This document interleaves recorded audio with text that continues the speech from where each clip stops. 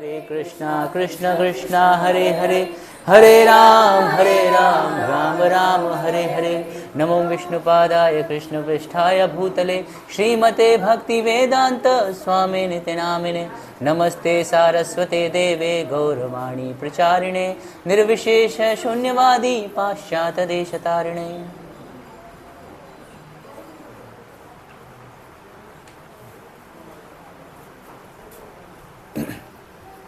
हरे कृष्णा।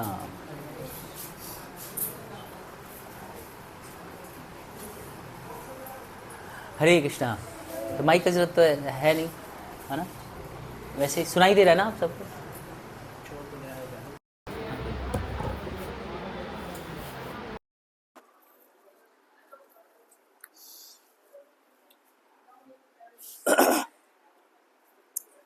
तो अभी 2 दिन पहले नरसिंह चतुर्दशी थी, आपको पता है? अच्छा, आप मंदिर गए थे? यस यस, आप भी गए। हाँ यस यस, ओके। तो हम लोग यहाँ पे प्लान कर रहे हैं भगवान कम से कम नरसिंह देव को याद करें, क्योंकि कोई प्रोग्राम तो यहाँ हो नहीं पाया, तो हम भगवान नरसिंह देव की कथा श्रवण करेंगे। तो सब नरसिंह देव के बारे में सब जानते हैं, सुना है सब ना? बाहर जो लोग हैं तो बैठ जाएं प्रॉपर।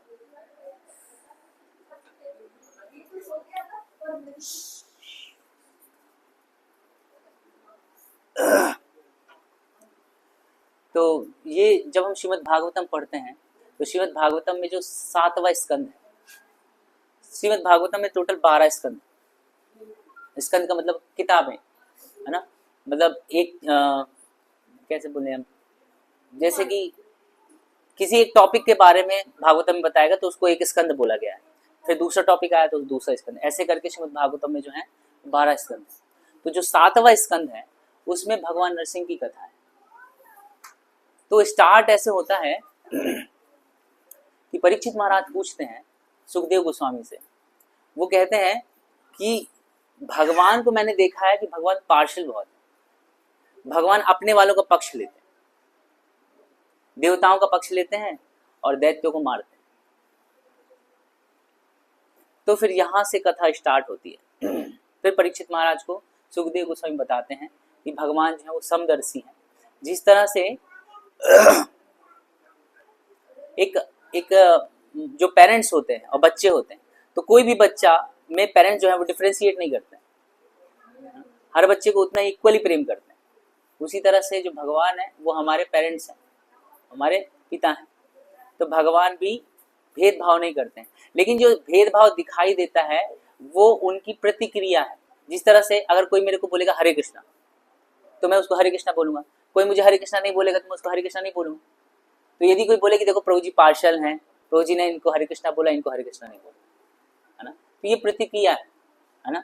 ये पार्शियलिटी नहीं है, ये जेन्युइन जो आप रिएक्ट करते हैं वो चीज है। जैसे कोई आपको प्रेम से कुछ ऑफर करेगा तो आप उसको स्वीकार करेंगे, आप स्माइल करेंगे। कोई आपको नहीं दे रहा है तो आप क्यों आप उससे स्माइल करेंगे, बात करेंगे नहीं? तो ये क्या है? रिएक्शन है, ये कोई भेदभाव नहीं है। इस तरह से फिर स्टार्ट होती कथा कि कैसे भगवान नरसिंह देव का प्राकट्य हुआ। तो 2 दैत्य थे, 2 दैत्य बहुत खतरनाक थे, जिनका नाम है हिरण्यकश्यपु और हिरण्याक्ष, है ना? इन्होंने पूरा हाहाकार मचा के रखा है।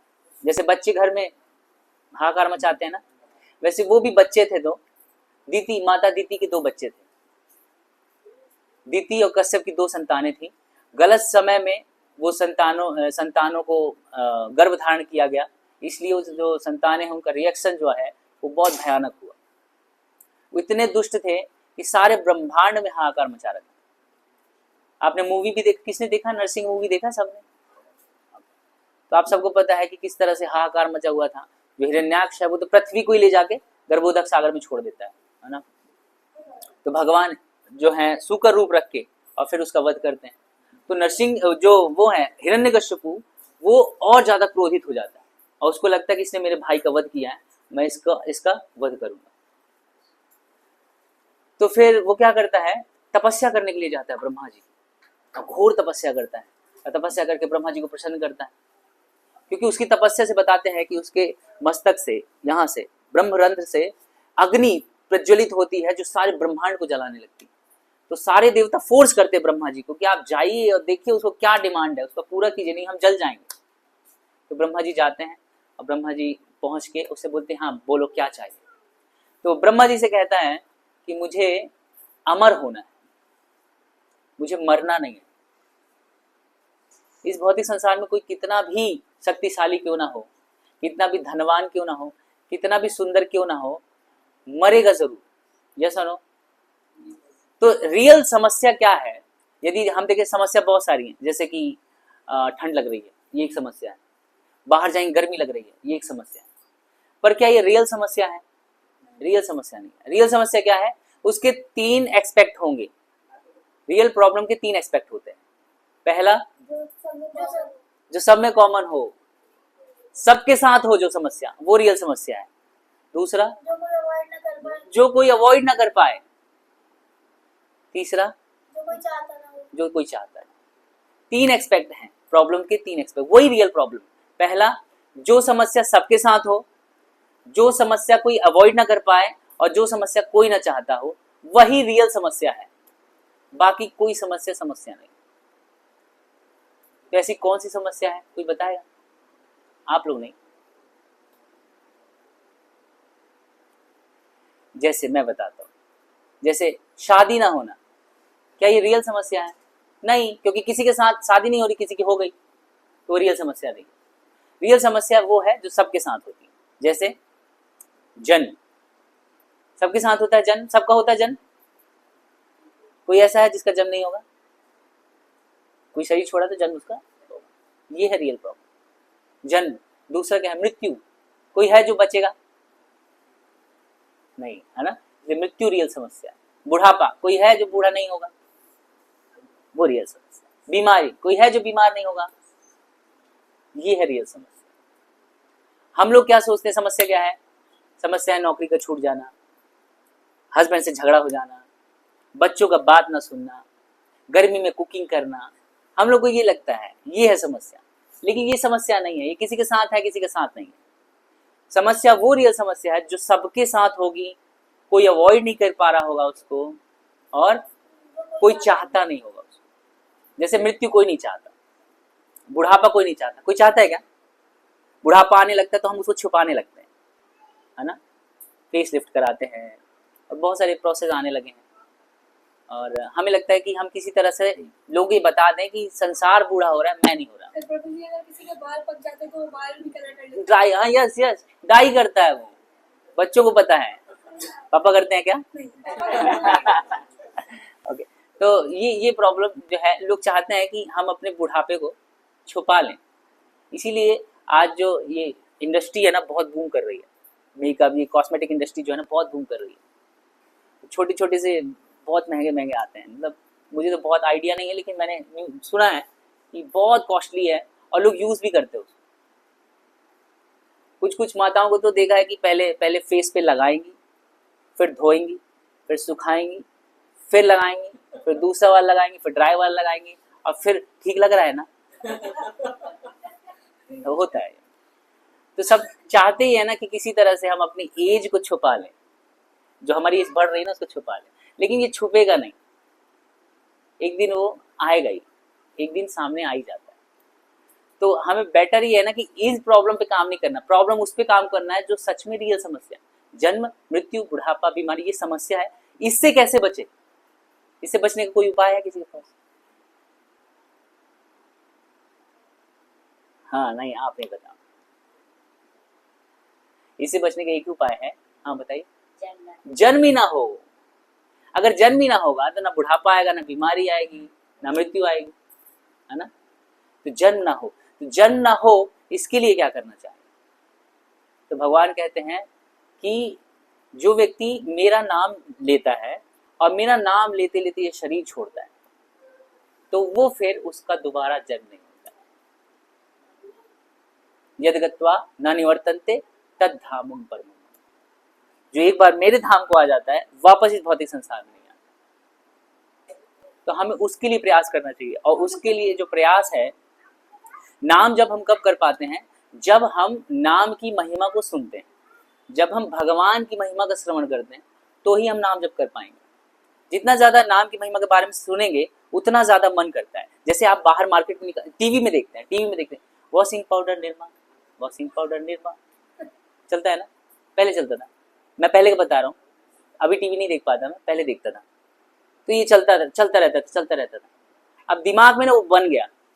अब जब मार्केट में जाते हैं तो बोलते हैं भैया वो निरमा दे देना। अब धीरे धीरे ऐसी आदत हो गई थी कि वॉशिंग पाउडर कोई मांगता ही नहीं था, वो सर्फ एक्सेल निरमा दे देना, वो टाइड निरमा दे देना, जबकि निरमा एक कंपनी है, प्रोडक्ट क्या है, डिटर्जेंट पाउडर, लेकिन लोगों ने क्या उसको निरमा करके बुलाना शुरू कर दिया।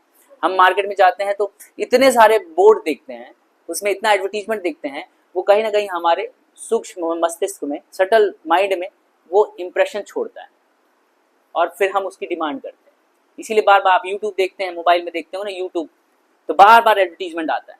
बार बार की क्या आवश्यकता है कि जितना ज़्यादा आप उसको देखेंगे सुनेंगे वो आपके माइंड में रिकॉल होगा। जब आप अकेले कहीं होंगे, कुछ ज़रूरत होगा, यार मुझे ना कुछ ऐसा चाहिए, एक साबुन चाहिए, कौन सी खरीदूँ, तो एडवर्टीजमेंट देखा होगा आपने, सौंदर्य साबुन निरमा, हाँ निरमा साबुन दे दो, है ना, इस तरह से बनाया जाता है। तो उसी तरह से यदि हम भगवान के बारे में सुनेंगे तो हमारे कॉन्शियसनेस में भगवान के बारे में चलेगा और फिर हमें लगेगा कि किस तरह से हम भगवान के पास जाएं। क्योंकि जब हम किसी के बारे में बहुत सुनते हैं ना तो हमारा जाने का मन करता है। जैसे अब राधा पार्वती मंदिर के बारे में अगर बहुत ग्लोरीज किया जाए, आप वहाँ म्यूजियम गए, म्यूजियम बहुत सुंदर म्यूजियम बना है, वहाँ पे 1 घंटे का म्यूजियम है, लोग आकर्षित हो जाते हैं, ऐसा लगता है एक बार और देखें, इतना सुंदर। आप बहुत ग्लोरीफाई करेंगे ना तो हम सबके मन में लगे प्रभु जी कब लेके चलेंगे, क्योंकि बहुत सुना है। उसी तरह से यदि भगवान के बारे में सुना जाए तो हमें लगेगा कब भगवान के पास जाएंगे। तो इसीलिए हम लोग प्लान करते हैं कि हर वीक में कम से कम एक बार कथा हो भगवान के बारे में, ताकि लोग सुने और भगवान से आकर्षित हो। तो ऐसे ही भगवान क्या करते हैं, बहुत सारे अवतार रखते हैं, नहीं एक अवतार रखेंगे तो लोग बोर हो जाएंगे, बोले एक है ना, हाँ वही। तो भगवान ने मल्टीपल अवतार, भगवान के जैसे राम अवतार है, कृष्ण अवतार है, चैतन्य अवतार है, नरसिंह अवतार है, शुक्र अवतार है, और वराह अवतार है, शुक्र अवतार, और वामन अवतार है। ऐसे बहुत सारे अवतार है भगवान के, ताकि हम मत्स्य, आपको सब पता है, आप लोग यहाँ बैठो, इन लोगों को बहुत सारी चीजें पता है, आते रहते हैं, रेगुलर आते रहते हैं ना, क्लास में सुनते रहते हैं। तो भगवान ने ऐसे बहुत सारे अवतार रखे, जिसमें आपकी श्रद्धा हो उसको सुनो, है ना। तो नरसिंह भगवान, तो फिर क्या हुआ, जब हम कथा में वापस चलते हैं, तो जो हिरण्यकश्यपु हैं वो सब जगह ब्रह्मा जी ने उसको वर दे दिया कि भैया देखो हम तुमको अमरता का वरदान तो नहीं दे सकते। क्यों नहीं दे सकते, क्योंकि हम ही नहीं है अमर। अगर हमारे पास पैसे नहीं होंगे तो हम किसी को कैसे देंगे, तो ब्रह्मा जी के पास कैपेबिलिटी नहीं है, वो अमर है ही नहीं, तो अमर नहीं कर सकते। तो बोले कुछ और मांगो। तो अपने दिमाग से ना बहुत सारी चीजें सोचा कि मैं, ठीक है अगर आप अमर नहीं कर सकते तो आप मुझे ऐसा वरदान दीजिए कि ना मैं अंदर मरूं, ना बाहर मरूं, ना ऊपर मरूं, ना नीचे मरूं, ना अस्त्र से मरूं, ना शस्त्र से मरूं, ना जीव से मरूं, ना निर्जीव से मरूं, ना मनुष्य से मरूं, ना जानवर से मरूं, ना अंदर मरूं, ना बाहर मरूं, ना सुबह मरूं, ना रात मरूं। सारा परमुटेशन कॉम्बिनेशन बना के अब ब्रह्मा जी ने बोला ठीक है तथास्तु। अब वो सोचा ऐसा तो अब संभव ही नहीं है, तो वो सोचा मैं अमर हूं, और फिर वो त्राही मचाना शुरू कर दिया। अब इतना त्राही उसने मचाया कि देवताओं तक को परेशान कर दिया, स्वर्ग लोक पे भी अटैक कर दिया, उसको भी जीत लिया, पूरे तीनों लोगों को जीत लिया। और देवताओं को पता है, वो बोलता था संडे संडे आना होगा, यहाँ पे हमारी कथा होगी, मतलब जो उसका गुणगान है उसको सुनना होगा, और मेरे लिए गिफ्ट लेके आना होगा।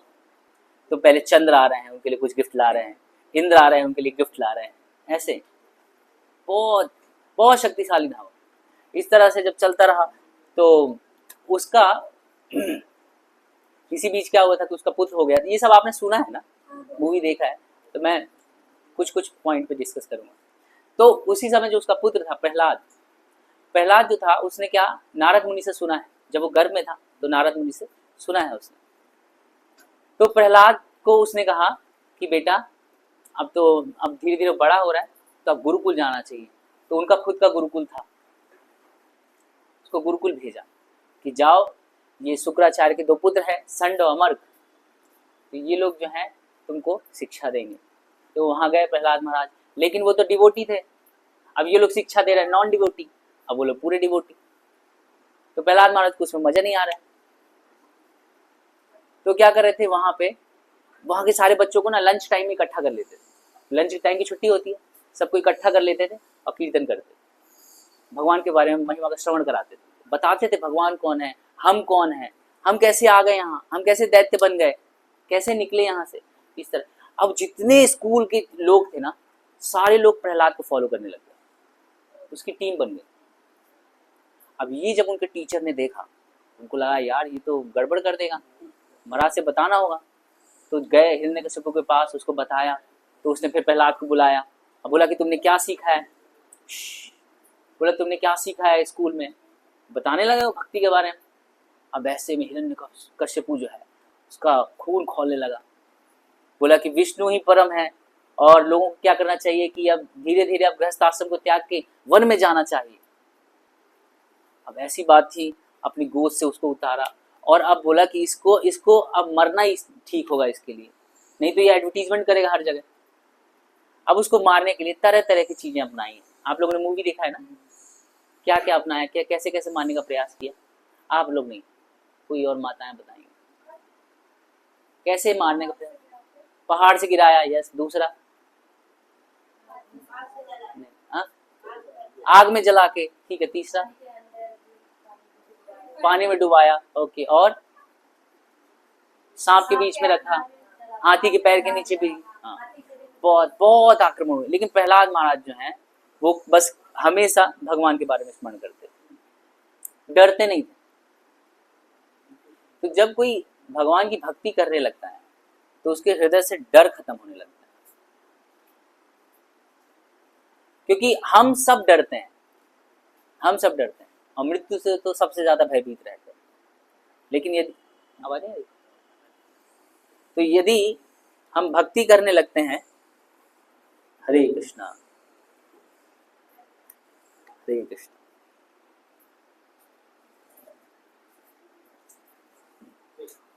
ठीक है, हो गया, हरे कृष्ण। तो जब हम भक्ति करने लगते हैं तो हमारे हृदय से डर खत्म होने लगता है। जैसे आप देखेंगे कि पहले हमें यहाँ पे आने में ना संकोच होता था, जाएं कि नहीं जाएं, लोग कुछ कहेंगे तो नहीं।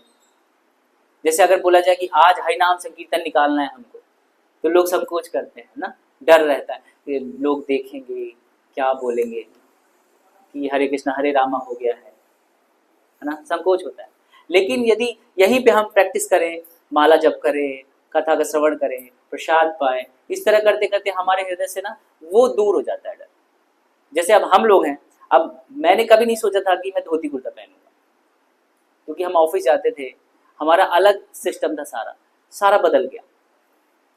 पहले हम बहुत डरते थे, यार लोग क्या बोलेंगे, धोती कुर्ता पहन के बोलेंगे बाबा बन गया है। अब तो इस सैफ्रॉन कलर में भी हम लोग कहीं पे भी निकल जाते हैं, कहीं पे भी। एक बार मैं मायापुर गया था और मायापुर से ही मेरे बॉस का कॉल आया कि आप वहीं से विशाखापट्टनम निकल जाए, और मेरे पास कपड़े नहीं थे और फिर मुझे वहीं से धोती कुर्ता में मायापुर से विशाखापट्टनम क्लाइंट के पास जाना पड़ा। अब मैं सोच रहा था यार क्लाइंट से कैसे मिलूंगा, क्योंकि एकदम उल्टा ही दिखेगा ना, मतलब एकदम कर्मी से एकदम भक्त टाइप का पर्सनैलिटी दिखने लगेगा। तो मैं होटल गया, मैं डर रहा था, मैं कहा यार होटल में, फिर मैं जैसे होटल में गया तो रिसेप्शन वाला बोलता हरे कृष्णा, मैंने कहा ये तो अपना ही वाला लग रहा है। तो बोलता है अरे आप बढ़िया लग रहे हैं, बढ़िया लग रहे हैं, अब कौन से मंदिर में जाना है क्या आपको? कहा नहीं, एक क्लाइंट है। अच्छा अच्छा ठीक है। तो मैं कहा कि मुझे कपड़े खरीदने हैं। अरे बोले आप बढ़िया लग रहे हैं इसमें, हाँ ऐसे ही जाइए आप। रात हो गई थी, 9 बज गया था, कपड़े भी नहीं मिले। ठीक है, मैं होटल में रेस्ट किया। सुबह क्लाइंट आ गया, सुबह नॉक कर रहा है, मैं माला कर रहा था धोती कुर्ता में, और नॉक किया, मैं बाहर निकला, बोले अरे प्रवीण जी आपको क्या हुआ? एकदम शॉक। फिर मैंने उसको बताया कि ऐसे ऐसे था। मैं कहा कि रास्ते में चलेंगे ना तो कुछ कपड़े खरीद दूंगा मैं, क्योंकि अभी अब क्लाइंट साइड पे जाना है तो वहाँ ठीक नहीं। बोले नहीं नहीं आप एकदम बढ़िया लग रहे हैं, ऐसे ही चलना होगा आपको। वो मेरे को वैसे ही लेके गया। फिर मैं वहाँ पे रुका, 4 दिन रुका मैं, 4 दिन धोती कुर्ता में था, धोती कुर्ता, तिलक, कंठी, पूरा प्रॉपर। उसके पूरे घर वाले खुश। और जब कोई डिवोटी जाता है ना तो लोग फेथ करते हैं, डरते नहीं है। जैसे जब मैं उनके घर जाता और मिलता लोगों से ना, तो उनको डर नहीं है कि ये कुछ गड़बड़ करेगा। जैसे हमारे घर में कुछ स्त्रियां हैं, ये पुरुष है तो कुछ जाएगा, कुछ गड़बड़, डरते नहीं थे। बोल नहीं नहीं, ये अच्छे अच्छे हैं। तो लोग क्या करते हैं ना, भक्त को देखते ही डर खत्म होता है, और हमारे अंदर भी धीरे धीरे डर खत्म होता है। अब मेरे को कोई फर्क नहीं पड़ता, अब इस सेफ्रॉन में ही मैं हर जगह जाता हूँ, और लोग वैसे ही एक्सेप्ट करते हैं। एक्चुअली लोगों को कोई फर्क नहीं पड़ता है, फर्क हमको पड़ता है। हमको लगता है लोग क्या सोचेंगे, अरे उनके पास कोई और मैटर नहीं सोचने के लिए, आप ही के बारे में सोचेंगे। कोई नहीं सोच रहा किसी के बारे में, लेकिन सबको लग रहा है कि सब लोग मेरे बारे में सोच रहे हैं, कोई किसी के बारे में नहीं सोचता है। तो भक्ति करते हैं तो हमारे अंदर से भी डर खत्म होता है। जैसे प्रहलाद महाराज के अंदर एकदम डर नहीं है। उससे मूवी में देखा था हमने एक सीन, उसमें बोल रहा था कि यहाँ से यदि यदि भगवान ने तुम्हें नहीं बचाया तो क्या होगा, बचा लिया तो अच्छा है, नहीं बचाया तो क्या होगा। वो नहीं बचाया तो नहीं बचाया, वो भगवान है, उनकी इच्छा नहीं बचाने की तो नहीं बचाएंगे, उनकी इच्छा बचाने की तो बचाएंगे। तो इस तरह से हमारा समर्पण आता है जब हम भक्ति करते हैं, और इस तरह से हम निर्भीक हो जाते हैं, हमारे हृदय से डर खत्म हो जाता है भगवान की भक्ति करने से। तो प्रहलाद महाराज जो है एकदम निडर है। और अब जो हिरण्यकश्यपु है वो बहुत क्रोधित होकर बोलता है कि तेरे को ये शक्ति कहाँ से मिल रही है। तो प्रहलाद महाराज कहते हैं कि पिताजी, जहां से आपको मिल रही है, जिस भगवान से आपको शक्ति मिल रही है वहीं से मुझे भी शक्ति मिल रही है। तो बोलता है कि कहाँ है तेरा भगवान। बोला कण कण में भगवान है। तो बोलता है कि क्या इस खंबे में भी है। बोलता है हाँ, खंबे में भी। एक्चुअली जब वो जो बन रहा था ना, वो पिलर जब बनाया जा रहा था ना, तो पिलर उसने सामने खड़े होकर बनवाया था। जैसे कई बार ऐसा होता है कि हमारे घर में जब कुछ हम रिनोवेट करवाते हैं या घर बनवाते हैं, तो हम वहाँ खड़े रहते हैं, ऐसे बनाओ इसको, ऐसे बनाओ। जैसे मेरे घर में जब रिनोवेट हो रहा था, तो एक वॉल को ना मैंने बोला था कि मैं बनवाऊंगा अपने हिसाब से, कौन सा कलर होगा, कौन सा फ्रेम लगेगा, कौन सा फोटो लगेगा, ये सब करते हैं ना। जैसे वैसे वो बोला कि ये पिलर मैं बनवाऊंगा, सामने बनवाया था अपने पिलर। तो उसको पता था इसके अंदर कुछ नहीं। तो बोलते क्या इसके अंदर है। तो प्रहलाद महाराज बोलते भगवान तो हर जगह है, यहाँ भी है। तो फिर वहां से उस पर प्रहार करता है, वहां से प्रकट होते हैं श्री नरसिंहदेव भगवान की। नरसिंहदेव भगवान प्रकट हो जाते हैं वहां से। और फिर क्यों प्रकट होते हैं, भागवतम वर्णन आता है, सत्यम विधातु निज भृत्य भाषितम, कि अपने भक्त की वाणी को सिद्ध करने के लिए भगवान प्रकट हुए। अब भगवान फिर प्रकट होते हैं और फिर युद्ध करते हैं। दोपहर में प्रकट होते हैं और बहुत लंबा युद्ध चलता है, और शाम तक आते आते जब देख लेते हैं कि हाँ ठीक है, ना दिन में मरूं ना रात में मरूं, तो कब मरेंगे, ना अस्त्र से मरूं ना शस्त्र से मरूं, तो किससे मारा, ना घर के बाहर मरूं ना अंदर मरूं, तो कहाँ मारा, ना मनुष्य से मरूं ना पशु से मरूं, तो किससे मरूं, नर से। उसने बोला था ना जीव से मरूं ना निर्जीव से मरूं। तो जो नाखून है ना, नाखून ना तो जीवित है क्योंकि हम काटते हैं तो हमें दर्द नहीं होता, और ना निर्जीव है क्योंकि फिर बढ़ जाता है। तो भगवान ने अपने नाखूनों से उसका वध किया। और इतने क्रोधित थे। आप उग्र नरसिंहा, आप जब दर्शन करें, मायापुर कोई गया है, अभी नहीं गया, सबने, आप गए। मायापुर में उग्र नरसिंहा है, उग्र नरसिंहा का दर्शन करेंगे आपको बहुत आनंद आएगा। लेकिन उसी उग्र नरसिंहा का जब दर्शन हिरण्यकश्यपु ने किया होगा, उसको तो समझ में आ गया, बहुत बहुत क्रोधित, बहुत क्रोधित नरसिंहदेव। उसी तरह से नरसिंहदेव क्रोधित बैठे हुए हैं सिंहासन पे। सारे देवता आ गए, सारे देवता, दानव, सिद्ध, चारण, गंधर्व, विद्याधर, और यहाँ तक कि विष्णु के पार्षद भी आ गए, सब आ गए, सब ग्लोरीफाई कर रहे हैं एक तरफ से। लेकिन भगवान शांत नहीं हो रहे हैं, भगवान पूरी तरह से क्रोधित है। तो लोगों ने कहा कि भैया देखो, अब प्रभु जी की वाइफ को भेजो, लक्ष्मी देवी को भेजो, ये थोड़ा सा उनको मनाएंगी। लक्ष्मी बोलती है नहीं नहीं नहीं नहीं, मैंने फर्स्ट टाइम देखा है, ऐसे नहीं है हमारे वाले, हमको पता है हमारे वाले कैसे हैं। तो फिर बोले कि किसको भेजें। तो ब्रह्मा जी ने कहा कि जिसके कारण आए हैं उसी को भेजते हैं।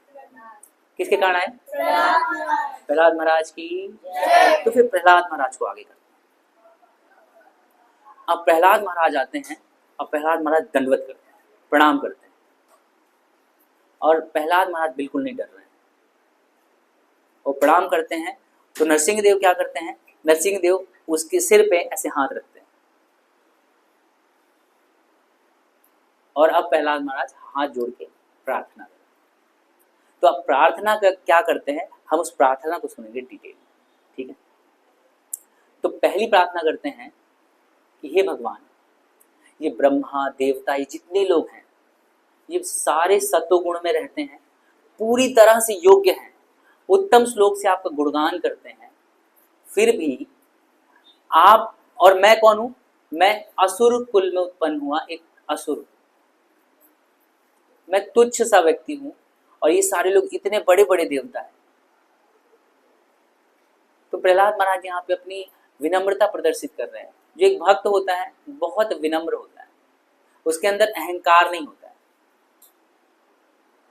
कि हम हर क्लास में आते हैं, इसका भी अहंकार होता है, हम सुबह जल्दी उठते हैं, इसका भी अहंकार होता है, हम कीर्तन अच्छा कर लेते हैं, इसका भी अहंकार होता है, हम अच्छा मृदंग बजा लेते हैं, इसका भी अहंकार होता है, हम ड्रामा बहुत अच्छा कर लेते हैं, इसका भी अहंकार होता है, हम बहुत अच्छे भक्त हैं, ये भी एक अहंकार है।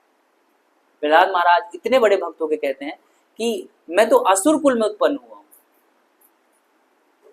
मतलब मेरी तो कोई योग्यता ही नहीं है, योग्य तो ये लोग हैं, ब्रह्मा और जितने सारे देवता हैं ये सब योग्य हैं। और क्या बोलते हैं कहते हैं कि जिस तरह से ब्राह्मणों के अंदर गुण होते हैं, दया क्षमा अहिंसा, है ना, ये सारे गुण होते हैं ब्राह्मणों के अंदर। तो प्रहलाद महाराज कहते हैं कि जो ब्राह्मणों के अंदर गुण होते हैं भगवान, आप उससे मोहित नहीं होते हैं, आप तो सिर्फ भक्ति से ही प्रसन्न होते हैं। बहुत बड़े बड़े काम किया, भगवान को वो सब अच्छा नहीं लगता है, जैसे 56 भोग बना के भगवान के सामने रखे वो अच्छा नहीं लगता भगवान को, लेकिन कितने प्रेम से बनाया वो भगवान को अच्छा लगता है। तो भगवान को वो प्रेम चाहिए, भोग की कमी है भगवान के पास। लक्ष्मी सहस्त्र शत सेव्यम सब सेव्यमानम, मतलब अनंत कोटि लक्ष्मियां, एक लक्ष्मी नहीं अनंत कोटि लक्ष्मियां सेवा कर रही भगवान। तो भगवान को किसी चीज की कोई कमी नहीं है। ऐसा नहीं कि आज हमने जो मैंगो शेक बनाया ना भगवान ने कभी नहीं पिया होगा, भगवान को किसी चीज की कोई कमी नहीं है। भगवान हमारी सेवा को स्वीकार करते हैं हम पर कृपा करने के लिए। तो हम जब भी भगवान के लिए कुछ ऑफर करें तो उसी प्रेम से ऑफर करना चाहिए, प्रेम से बनाना चाहिए। जैसे ऐसे हम लोग कैसे कुकिंग करते हैं अभी कि क्या खाओगे, बोले छोले भटूरे खाएंगे, अच्छा ठीक है, फिर बनाते हैं, फिर भोग लगाते हैं, ऐसे होना चाहिए। आज भगवान को क्या भोग लगाऊं, आज मैं भगवान को ना छोले भटूरे का भोग लगा दूं, तो वो कॉन्शियसनेस में क्या है, अब आ गए भगवान। अब उस कॉन्शियसनेस से, उस चेतना से जब हम बनाते हैं तो वो भगवान स्वीकार करते हैं, है ना। तो इसीलिए हमारे हृदय में प्रेम होना चाहिए भगवान की सेवा के, तो भगवान स्वीकार करते हैं। फिर प्रहलाद महाराज कहते हैं कि भगवान मैं जो आपका ये गुणगान करने वाला हूँ या कर रहा हूँ, इससे आपको कोई फायदा नहीं होगा, क्योंकि आप तो आत्मतुष्ट हैं, आपको क्या जरूरत इन सबका, लेकिन आपका गुणगान करके मुझे फायदा होगा, क्योंकि आपके प्रति मेरा समर्पण और बढ़ेगा। तो भगवान का गुणगान करके हमारे अंदर भगवान के प्रति श्रद्धा बढ़ती है, फेद बढ़ता है, विश्वास बढ़ता है, और हमें वही चाहिए होता है।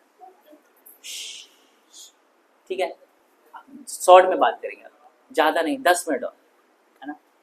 एक मेन चीज कहते हैं कि हे भगवान, आप इतना, आपकी आंखें जो हैं अग्नि के समान है, तेज क्रोधित, आपके नाखून बहुत बड़े बड़े हैं, आपका सिंह जैसा दहाड़ता हुआ मुख है, ऐसे में भी मैं भयभीत नहीं, मैं डरा हुआ नहीं।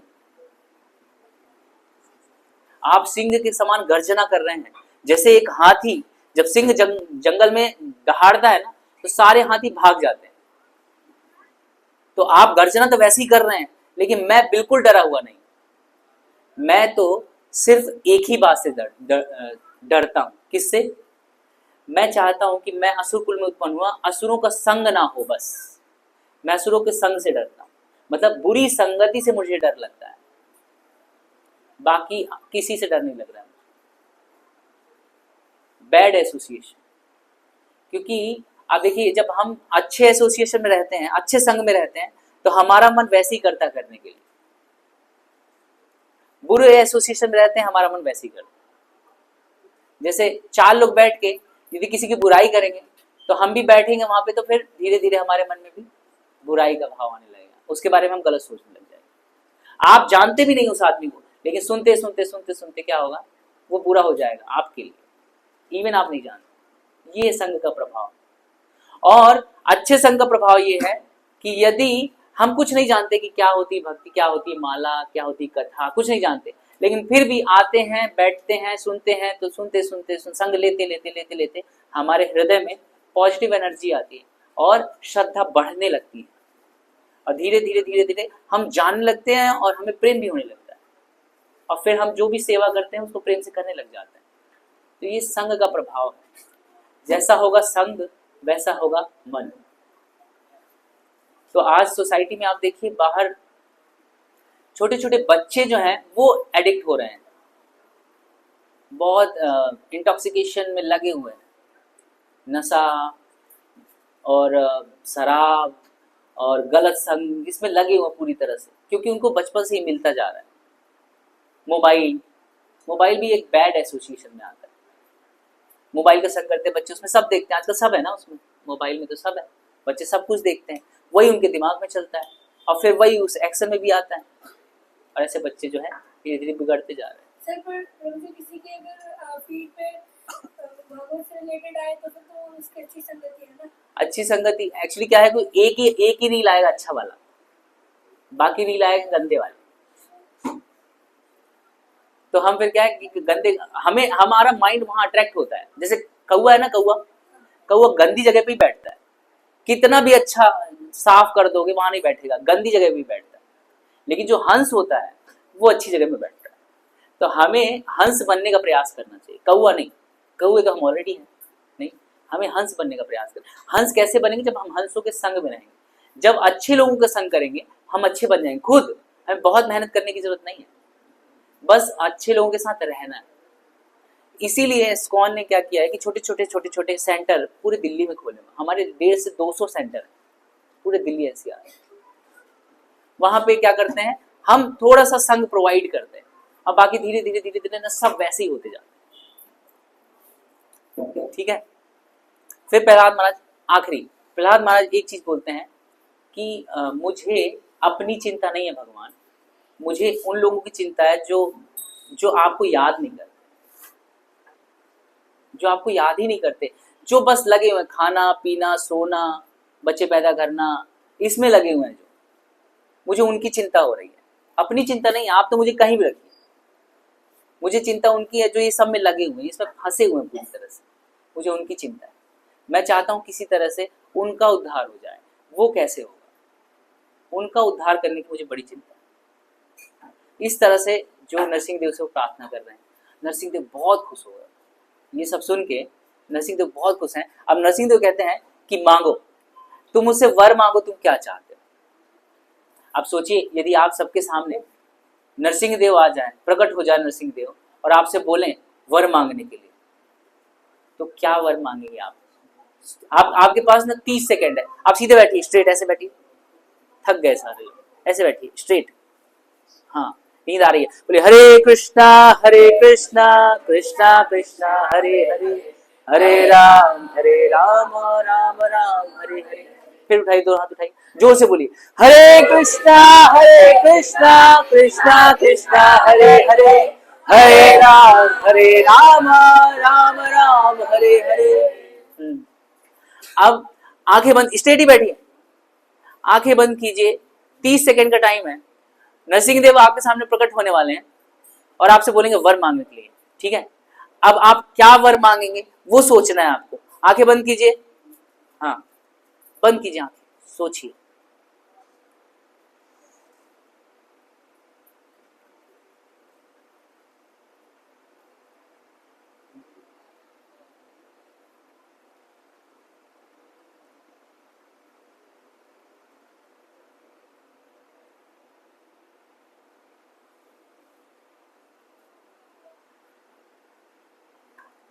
हरे कृष्णा। हाँ, सोच लिया सबने क्या मांगना है? सोचा सोचा नहीं सोचा? और टाइम चाहिए? सबने सोच लिया? बताना पड़ेगा सब। सोच लिया ना सबने? पक्का बताएंगे? मुश्किल है थोड़ा, ठीक है, पर्सनल है, आप रखिए। और जब भी भगवान के सामने जाते हैं तो हम प्रार्थना कर सकते हैं, जो भी हमारी इच्छा है हम भगवान के सामने व्यक्त कर सकते हैं। पर देखो, जैसे जिस प्रकार से एक पिता होता है उसको पता है बेटे के लिए क्या अच्छा है, वो करता है, उसी तरह भगवान को पता है हमारे लिए क्या अच्छा है।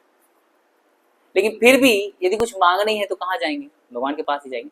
तो भगवान के पास मांग सकते हैं, लेकिन फिर भी प्रयास ये करना चाहिए ना कि ये ना मांगे कि मेरी बेटी की शादी हो जाए, मेरे बच्चे पढ़ लें, बहुत तंग करते हैं भगवान, इनको सुधार क्यों नहीं देते आप, है ना। और हस्बैंड गए हैं, रात में बड़ा लेट आते हैं, थोड़ा बोलिए उनसे, उनके मन में कुछ ऐसा है, मेरे प्रति प्रेम जागृत कीजिए। इस तरह से मांगने की जरूरत नहीं है ना, क्योंकि ये सब क्या है, टेम्पररी है, परमानेंट नहीं। लेकिन फिर भी बहुत परेशान है, ठीक है आप मांग सकते हैं भगवान के पास ही, लेकिन प्रयास करना चाहिए ये सारी चीजें टेम्परेरी नहीं मांगना चाहिए, परमानेंट मांगना चाहिए। बुद्धिमान व्यक्ति वो है जो परमानेंट मांगे। एक बार क्या हुआ, पागल वाली स्टोरी सुनाया मैंने क्या? नहीं सुना, ठीक है। एक बार एक राजा रहता है और वो ना भगवान का भजन कुछ नहीं करता है। तो एक बार एक ब्राह्मण उनके पास जाता है। अब ब्राह्मण जाता है और उनको सिखाता है कि भैया देखो ये कुछ समय के लिए है ना, ये शरीर तो छूट ही जाएगा, भगवान का नाम लो, भगवान का नाम जप करो, भगवान की सेवा करो। बोलता है ठीक है ब्राह्मण देवता, आप बोल तो ठीक रहे हैं, लेकिन मेरे हृदय में जा नहीं रहा है। कुछ लोग का हृदय थोड़ा कठोर होता है ना, कम जाता है। तो ब्राह्मण वहां से चला जाता है। जाने से पहले ब्राह्मण उसको एक बात कहता है कि मैं तुम्हें, आप बैठ जाइए, सेटल हो जाइए, बस 5 मिनट की कहानी है। ब्राह्मण उससे कहता है कि उसको एक छड़ी देता है और कहता है कि ये छड़ी उस आदमी को देना जो सबसे बड़ा मूर्ख लगे तुम्हें, जो सबसे बड़ा मूर्ख होगा, पागल जो होगा ना, उसको तुम ये छड़ी देना और उसको अपने यहाँ नौकरी पे रखना, उसको सैलरी देना। तो बोला ठीक है ये तो मैं कर रहा हूँ, मैं राजा हूँ, ये तो कर ही लूंगा। तो कुछ समय के बाद वो अपने सैनिकों को भेजता है, जाओ देखो जो सबसे बड़ा मूर्ख है उसको ढूंढ के लाओ। तो सैनिक निकलते हैं तो देखते हैं कि एक व्यक्ति जिस पेड़ पे खड़ा है, जिस पेड़ पे खड़ा हुआ है, उसी पेड़ की टहनी को काट रहा है। बोले इससे बड़ा मूर्ख कोई नहीं हो सकता। तो उसको पकड़ के राजा के पास लेके जाते हैं। अब जब राजा के पास वो पहुंचता है तो राजा ने बोलता है ये क्या कर रहा था? बोलता है कि महाराज ये जिस पेड़ पे खड़ा उसी को काट रहा था। बोले हाँ इससे बड़ा मूर्ख कोई नहीं है। तो छड़ी देता है उसको, बोलता है आज से हम तुमको अपनी जॉब पे रख लिए, क्योंकि एक ब्राह्मण ने बोला है तो हम उसके वचन को पूरा कर रहे हैं। तो हर महीने अब तुमको हम फ्री में तनख्वाह देंगे, जाओ तुम घूमो फिरो, ऐश करो, जो करना है वो करो। ऐसे चला जाता है। ऐसे करते करते दिन बीतता जाता है, बीतता जाता है, बीतता जाता है। अब जो राजा है ना वो बूढ़ा हो जाता है और अब मरने का नंबर आ गया। अब वो बेड पे लेटा हुआ है। अब क्या करते हैं, मरने वाला व्यक्ति जो मरने वाला है वो क्या करता है, वो कहता है कि यार मैं सबसे मिल लूं, जाने वाला हूं ना, आखिरी मुलाकात सबसे करता जाऊं। तो अपनी वाइफ को बुलाता है, बच्चे को बुलाता है, अपने मंत्रियों को बुलाता है, रात में सबको। फिर उसको याद आता है यार एक पागल भी तो है मेरे यहाँ जॉब करता है, उसको बुलाता है।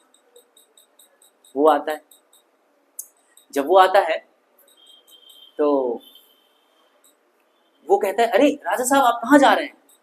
बोलता है कि हम बहुत दूर जा रहे हैं। बोला अच्छा, तो बोले कि आपकी सेना कहाँ है, घोड़े ओड़े रथ किसमें जाएंगे आप? यार ये पागल को क्या बताओ कि मैं मरने वाला हूँ। बोला नहीं कोई नहीं जाएगा। बोले अच्छा आपकी पत्नी जाएगी आपके साथ? आपकी पत्नी तो जाएगी, पत्नी को तो लेके जाओगे। बोले नहीं यार। बोले बच्चे तो जाएंगे? बच्चे नहीं जाते बच्चे। अच्छा पत्नी भी नहीं, बच्चे भी नहीं, घोड़े भी नहीं, लोग भी नहीं। अच्छा पैसा लेके जाएंगे? पैसा खूब सारा पैसा आपका है? बोले नहीं जाता वो सब। अच्छा नहीं जाता, तो फिर क्या करता है? तो बोलता है ये छड़ी मेरे किस काम की है, ये छड़ी आप ही रखिए, क्योंकि सबसे बड़ा मूर्ख तो आप हुए। पूरे जीवन खूब कमाया, खूब बनाया, पूरा संसार बना लिया, लेकिन सब छोड़ना पड़ रहा है। आपसे बड़ा मूर्ख कोई होगा? तो इसी तरह से हम लोग भी क्या करते हैं, भगवान से सब कुछ मांगते हैं। जैसे जब मैं पहले 10th क्लास में था, हे भगवान मैं 10th में मेरिट में आना चाहता हूँ। फिर 12th में गया, हे भगवान टॉपर बनना चाहता हूँ। फिर कॉलेज, हे भगवान IIT में जाना चाहता हूँ। हे भगवान बहुत अच्छी जॉब करना चाहता हूँ। खत्म ही नहीं हो रहा कुछ। फिर चलो अभी तो हमारा तो ब्रेक लग गया, नहीं तो इसके बाद लोग कहते हैं हे भगवान बहुत अच्छी लड़की मिल जाए, हे भगवान बच्चे अच्छे अच्छे हो जाएं, हे भगवान बच्चों को अच्छा कॉलेज मिल जाए, बच्चों की अच्छी शादी हो जाए, अच्छी नौकरी मिल जाए। अच्छी नौकरी मिल जाए। शादी होगी मतलब नौकरी मिल गई, फिर उनके बच्चे हो जाए उनका, और ऐसे करते करते आखिरी बचा है, आखिरी समय बचा है, यही मांगा है। आज तक अपने लिए कुछ नहीं मांगा, यही मांगता गया है। अपना मतलब वो ये शरीर को खुद समझ रहा है, लेकिन हम शरीर नहीं है। सबको पता है ना हम कौन है? डरने वाली बात नहीं है, लेकिन हम सब शरीर हैं, है ना? तो हमें कभी आत्मा के बारे में सोचना, सोल, हम अपने लिए क्या मांग रहे हैं। तो कभी कभी भगवान से अपने लिए भी मांगना चाहिए कि हे भगवान मेरी रुचि भी वैसी हो जैसे आपके भक्तों की है। जैसे प्रहलाद महाराज की रुचि आप में है, उसी तरह से मेरी रुचि भी आप में बढ़े। जिस तरह से बाकी भक्त आपकी सेवा करते हैं, हे भगवान उस तरह से मैं भी सेवा करूं। जिस तरह से भक्त माला करते हैं, हे भगवान मैं भी माला करूं। जिस तरह से प्रहलाद महाराज ने मांगा था कि उन्हें भक्तों का संग चाहिए, उसी तरह मुझे भी हे भगवान भक्तों का संग। इस तरह से प्रार्थना करने में भगवान को अच्छा लगता है। नहीं तो भगवान को लगता है ये सेल्फिश आदमी आ गया, फिर आ गया, फिर लिस्ट निकालते हैं हम पूरा, अब पढ़ने लगते हैं, ये चाहिए ये चाहिए ये चाहिए ये चाहिए। सुख संपत्ति घर आवे, कष्ट मिटे तन का, ओम जय जगदीश हरे। अब जगदीश सुन तो रहे होंगे ये सब कि सुख संपत्ति आवे, मैं नहीं चाहिए इसको, सुख संपत्ति आवे। तो भगवान को ये अच्छा लगता नहीं है एक्चुअली। भगवान को ये अच्छा लगता है कि कोई भक्त बोले कि भगवान आप चाहिए, आप आइए ना। हाँ, ये सब भगवान को अच्छा लगता है। तो हम धीरे धीरे भक्तों के संग में ना इस तरह से अपने अंदर अपनी कॉन्शियसनेस को डेवलप करें कि भगवान से भगवान को ही मांगे। सोचिए सारे संसार को मांगा तो क्या मांगा? भगवान से भगवान को मांग लिया तो सारा संसार आपका है ना? और जब हम भगवान से भगवान को मांगते हैं, तो जब हम शरीर छोड़ते हैं तो शरीर फिर भगवान के पास चला जाता है। अब भगवान कहते हैं एक बार जो मेरे पास आ गया वो वापस इस भौतिक संसार में नहीं चाहता है। ये भौतिक संसार दुख से भरा हुआ है। पता है आपको, जब ये संसार भगवान ने बनाया तो सबसे पहले इस संसार में बोर्ड लगाया, उसमें लिखा था दुखालयम अशाश्वतम। ये संसार है दुखालय, ये दुखों का घर है ये संसार। लेकिन हम सोचते हैं कि नहीं नहीं नहीं, इसमें फैसिलिटी बना के हम सुख ले आएंगे। अब एक बात बताइए, हम पहले बीमार होते थे, अभी हम बीमार होते हैं तो एक बीमारी के लिए दवा आई तो दूसरी नई बीमारी आ गई, उसकी दवाई तो तीसरी नई बीमारी आ गई। हर दिन कोई ना कोई बीमारी बढ़ रही, जैसा नो हर दिन कोई ना कोई बीमारी बढ़ रही। जैसे पहले के लोग गांव में रहते थे, पैदल चलते थे, तो उन्होंने सोचा कि नहीं यार पैदल से टाइम बहुत लगता है, तो गाड़ी बना ली। तो ठीक है गाड़ी तो बना ली, अब गाड़ी की समस्या क्या है वो दिल्ली वाले जानते हैं, है ना? पोल्यूशन होता है, ट्रैफिक होता है, एक्सीडेंट होता है, पैसे खर्च होते हैं, पैसे खर्च करने के लिए ज्यादा मेहनत लग रही है। अब पहले आदमी कम काम करता था, आपको पता है पहले आदमी सुबह काम करता था, दोपहर में सोता था, शाम को थोड़ा काम करके फिर रात में सोता था। पहले ज्यादा काम नहीं होता था, खेती करता था ना, तो खेती टाइम टाइम पे होती, बारिश होती थी उसके पहले 1 महीने पहले काम होता है, बारिश के फिर 1 महीने बाद काम, ऐसे काम होता था। रिलैक्स भी करता था, और रिलैक्स जब होता था तो भगवान के नाम को जप करता था, भगवान की कथा सुनता था, है ना? लेकिन अभी 24 घंटे काम करते हैं। अभी एक भक्त है जो बता रहे थे कि मैं बोला क्यों क्लास में क्यों नहीं आते आप? बोलता प्रभु जी 2 शिफ्ट होने लगी आजकल। 2 शिफ्ट 16 घंटे काम कैसे करते हो आप? 16 घंटे कोई काम कर सकता है? तो जितना ज्यादा एडवांस करते जा रहे हैं उतना ज्यादा समस्या बढ़ाते जा रहे हैं। तो फैसिलिटी हमें सुख नहीं देने वाली और दुख देने वाली। प्रहलाद महाराज अपने इंस्ट्रक्शन में बता रहे, श्रीमद् भागवतम स्कंद 7 अध्याय 6 में प्रहलाद महाराज कहते हैं कि जो सुख, अच्छा सुख के लिए प्रयास सब करते हैं, दुख के लिए प्रयास करते हैं सब? नहीं करते। दुख के लिए प्रयास करते हैं सब लोग? ध्यान दीजिए, दुख के लिए प्रयास करते हैं? नहीं करते, फिर भी आ रहा है। प्रहलाद महाराज कहते हैं हे भगवान जिस तरह से दुख के लिए प्रयास नहीं किया जाता फिर भी आता है हमारे कर्मों से, उसी तरह से सुख के लिए भी प्रयास करने की जरूरत नहीं है, वो हमारे कर्मों से आएगा। लेकिन हमें क्या लगता है, हम प्रयास करके सुख ले आएंगे। सुख नहीं ला सकते, जितना हमारे प्रारब्ध कर्म में है वही मिलने वाला है। लेकिन हम मेहनत बहुत करते हैं कि एक दिन हम होंगे कामयाब एक दिन, लेकिन हो नहीं पाते। इसीलिए हमें शास्त्रों का अध्ययन, भक्तों का संग करना चाहिए, जिससे हमें पता चले कि इस मनुष्य जीवन में हमें करना क्या है और भगवान को कैसे अप्रोच करना है, क्या राइट मूड होना चाहिए हमारा, क्या चेतना होनी चाहिए भगवान से प्रार्थना करते समय। क्योंकि हम जब भी मंदिर जाते हैं तब भी हमारी चेतना भौतिक ही होती है, हम मांगते हैं भगवान से वही। जैसे बच्चे की तबीयत खराब है तो हम वही मांगेंगे पहले, हे भगवान बच्चे को ठीक कर दो, नौकरी नहीं लग रही है भगवान नौकरी दे दो, यही मांगते रहते हैं। ये गलत नहीं है, लेकिन हमें धीरे धीरे प्रयास करके इससे ऊपर उठना चाहिए, इसी में नहीं लगे रहना चाहिए। ठीक है, हरे कृष्णा। जगत गुरु श्रील प्रभुपाद की। तो आप सबके लिए माला निकाली है प्रभु जी ने।